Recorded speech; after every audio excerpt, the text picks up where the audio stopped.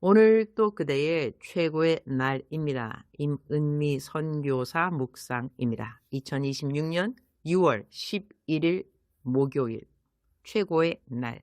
더 이상 자책하지 않아야 하는 이유. 히브리서 4장. 어제는 아동복지 후원 단체인 세움 예배 설교를 하러 갔었다. 아침 11시가량에 도착을 했고 많은 분들이 이 예배에 참석했는데 참석하신 많은 분들이 나의 최고의 날 묵상을 듣는 묵상 식구들이었다. 그래서 더 반갑기도 했다.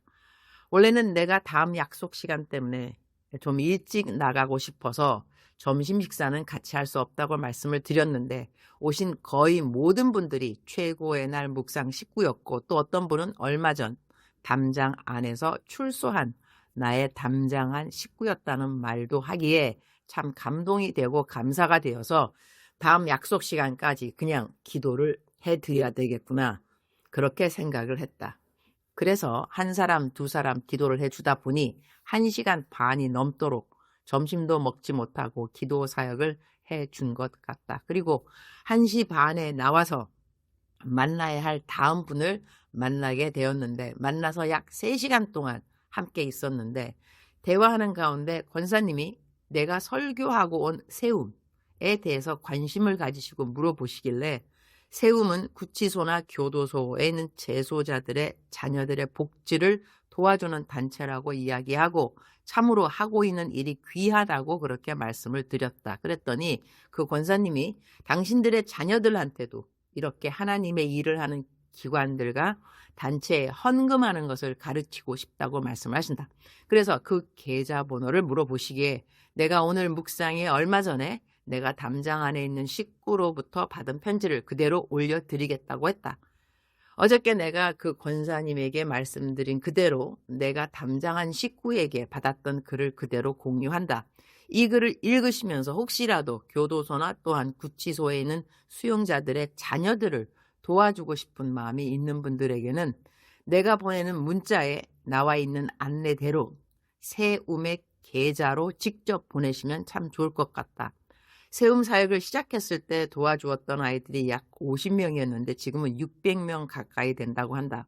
부모님 모두가 교도소에 있는 자녀들은 할머니랑 함께 사는 아이들도 많이 있는 것 같다. 재정 후원이 많이 필요한 기관이라고 생각한다. 나는 내 묵상을 읽으면서 어떨 때는 묵상에 올라오는 내용에 감동을 받은 분들이 그분들에게 재정을 좀 보내달라고 하시는 분들도 있는데 가능하면 나는 직접 그분들에게 재정을 보내는 것을 더 선호한다. 그래서 보내실 수 있는 계좌 번호를 안내해 드린다. 어제는 세움 그 단체에 가서 설교하기 전에 주님께 여쭈었다. 주님이 만약 직접 여기에 강사로 서게 된다면 지금 세움을 위해서 일하고 있는 스태프들 그리고 후원하시는 분들에게 어떻게 말씀하시고 싶으신가요? 그때 주님께서 주셨던 마음은 이것이었다. 얘들아 고맙다. 너희들이 내 마음을 이해해 주어서 고맙구나. 울컥하네요. 그때 그렇게 내 마음에 말씀하시는 주님의 말씀에 나는 울컥했다. 설교하기 직전인지라 또 나는 눈 화장으로 마스카라를 하는지라 주님 저 마스카라 했기 때문에 울면 안 됩니다. 라고까지 말씀을 드릴 정도로 울컥하는 마음으로 설교를 했다. 그런데 세움에서 설교하고 난 다음에 만남 사역으로 만났던 권사님이 세움에 대해서 관심을 가져줄 줄이야.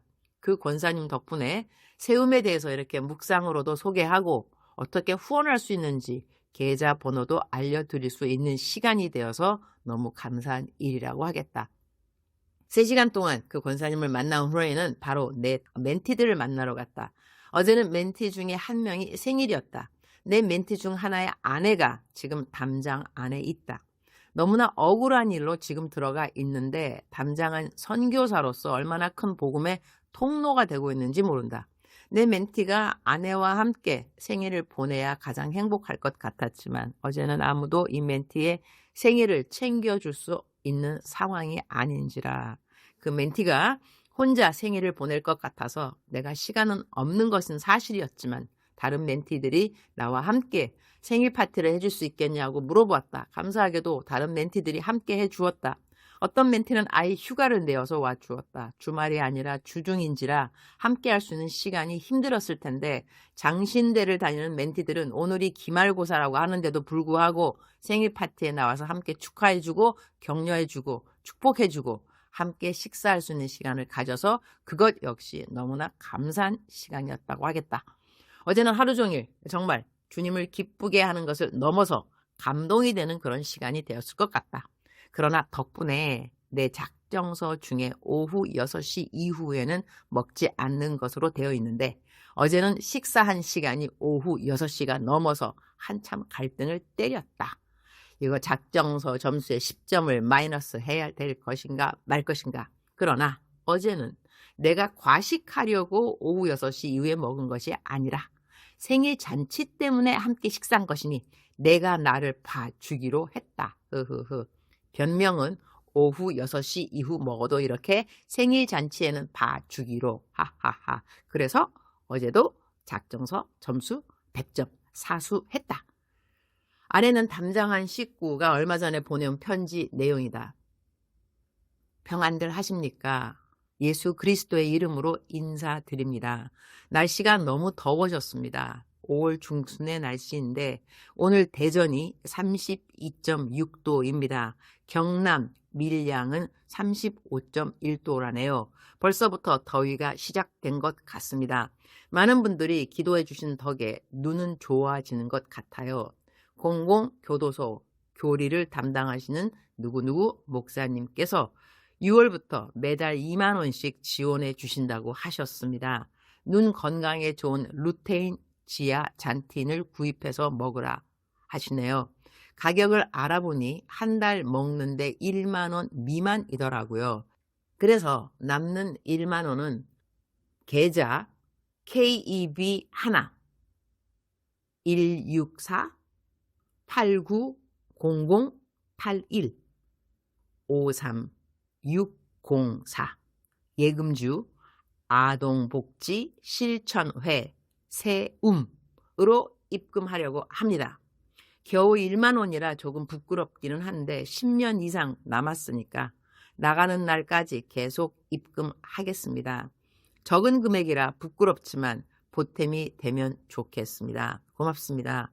날씨가 점점 더워집니다. 이번 주 비 오고 조금 가라앉는다고 하는데 올 여름은 지난해보다 더 더울 거라고 합니다. 더위 조심하시고 모두 건강하시고 주 안에서 평안과 행복이 함께 하시길 기도하겠습니다. 2026년 5월 17일 주일 밤에 모든 이의 종이 되고 싶은 누구누구 올림. 이 편지를 읽으면서 참 많이 울컥했다. 본인도 넉넉하지 않은 상황인데 자신을 위해 들어온 후원금 가운데 남는 돈을 또 다른 어려운 아이들을 위해 보내겠다고 하는 마음이 얼마나 귀한지 모르겠다. 그리고 무엇보다 마지막에 적어놓은 그 한마디가 오랫동안 마음에 남는다. 모든 이의 종이 되고 싶은 누구누구. 오늘 성경 묵상 본문 말씀은 히브리서 4장 15절 16절입니다. 우리말 성경 번역입니다. 이는 우리에게 계신 대제사장은 우리의 연약함을 동정하지 못하시는 분이 아니며 또한 모든 면에서 우리와 동일하게 시험을 당하셨으나 죄가 없으신 분이기 때문입니다. 그러므로 자비하심을 얻고 필요할 때 도우시는 은혜를 얻기 위해 은혜의 보좌 앞으로 담대히 나아갑시다. 만나는 사람들을 1대1로 기도해 줄 때 하나님께서 그들의 과거에 대해서 말씀하시는 경우가 참 많다. 너는 왜 아직도 그렇게 자책하고 있느냐? 내가 이미 잊어버린 너의 과거를 왜 너는 계속 붙들고 있느냐? 옛것을 잊어버릴지니라. 보라, 내가 새 일을 행하리라. 그런 마음을 주실 때가 참 많다. 이사야서 말씀에 보면 하나님께서는 사막의 강을 내시고 광야의 길을 내신다고 하셨다. 그것은 기적 같은 일이다. 그런데 하나님께서는 우리에게 먼저 옛것을 잊으라고 말씀하신다. 왜냐하면 옛것을 붙들고 있으면 하나님께서 준비하신 새로운 일을 경험할 수 없기 때문이다. 사랑하는 딸아, 사랑하는 아들아, 이제는 옛것을 잊어버리도록 하여라. 이런 마음을 하나님께서 사람들에게 자주 말씀하시는 것을 보게 된다.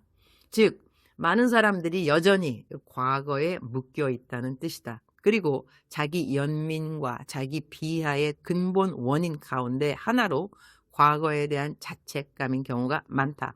그때 내가 왜 그랬을까?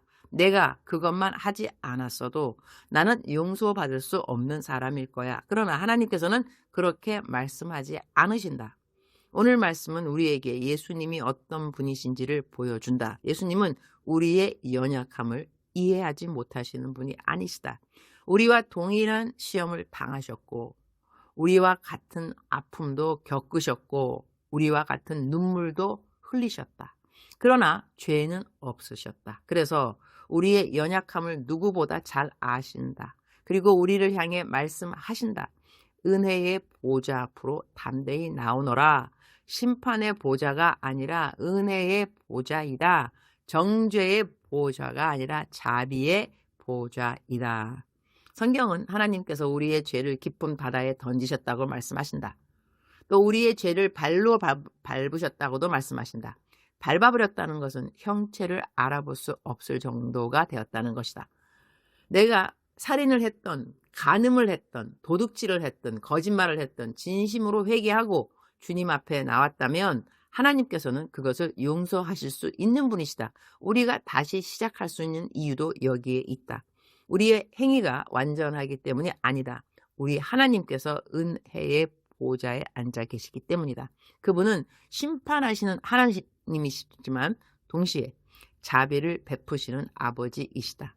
그래서 우리는 오늘 또 다시 시작할 수 있다. 주님, 오늘 또 최고의 날입니다. 많은 분들을 기도해 주면서 우리 하나님이 얼마나 크신 용서의 하나님이신지, 얼마나 자비로운 하나님이신지를 깨닫게 될 때가 참 많습니다. 오늘 이 시간도 이전의 일 때문에 자책하고 있는 누군가가 있다면 주님께서 찾아가 주시기를 기도드립니다. 자비의 하나님으로 하나님을 만나게 될 수 있기를 기도드립니다. 오늘은 제가 하늘병원에 가는 날입니다. 어깨 주사를 맞으러 가는데 감사하게도 늘 치료를 받고 나면 일주일 정도 지나면서 어깨가 좋아지는 것을 경험합니다. 매번 권태혁 원장님을 통해 치료받을 수 있게 해주심도 감사합니다.